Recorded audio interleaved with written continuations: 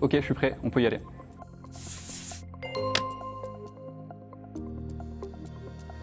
Au cours des 10 dernières années, des changements considérables se sont opérés dans l'industrie des services financiers, où aujourd'hui la donnée et la technologie sont devenus des leviers de croissance qui viennent bouleverser la chaîne de valeur traditionnelle. On note que près d'un tiers des 50 premières institutions financières sont désormais des entreprises de données ou de technologie, et non plus des établissements financiers traditionnels.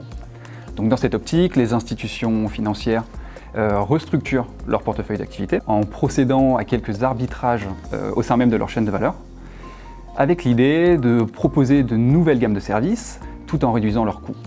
Cela suppose donc de soit céder une partie des activités, soit de s'associer à d'autres acteurs, comme par exemple les fintechs. Et si fintech et acteurs traditionnels peuvent apparaître comme deux acteurs appartenant à deux univers un peu différents, ils sont désormais en mesure de restructurer ou redessiner la chaîne de valeur du futur. Et ces partenariats aujourd'hui visent à offrir le meilleur des deux mondes.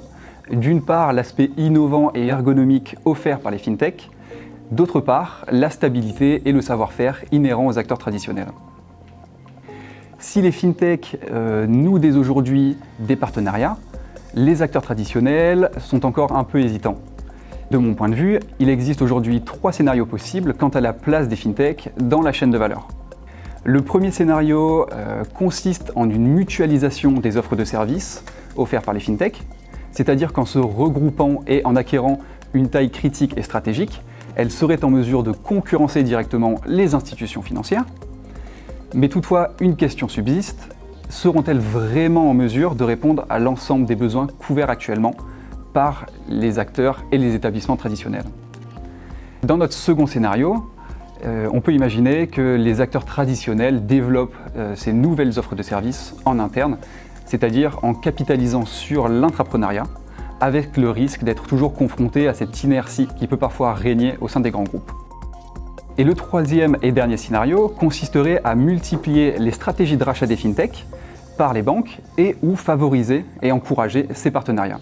Puisqu'en effet, en capitalisant sur plusieurs acteurs, les établissements traditionnels bénéficieront d'une expertise, d'une technologie et d'une offre de service qui serait plus innovante et qui serait apportée par ces fintechs.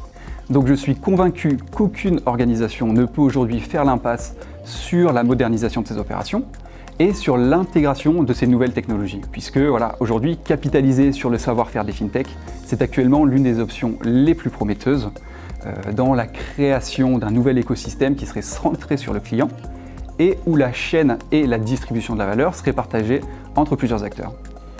Et en témoignent les modèles qui sont aujourd'hui gagnants, tels que le banking as a platform ou les banking as a service. Voilà, ceci était mon opinion relative au fintech.